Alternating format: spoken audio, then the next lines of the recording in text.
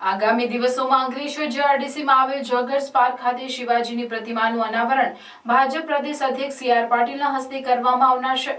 ત્યારે નજીકમાં જ આવેલ કેનાલ ગંદકીથી ખદબદતી જોવા મળી રહી છે।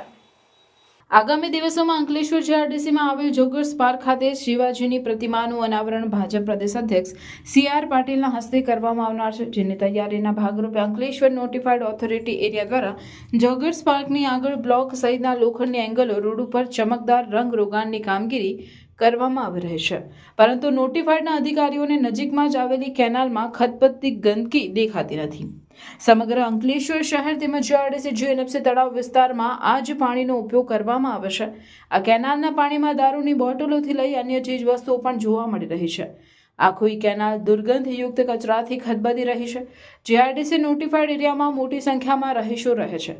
જોગર્સ પાર્ક ખાતે સવાર સાંજ સ્થાનિક રહીશો મુલાકાત લેતા જ હોય છે, ત્યારે આ કેનાલમાં રહેલ ગંદકીની સફાઈ કરવામાં કેમ નથી આવતી એ સમજાતું નથી।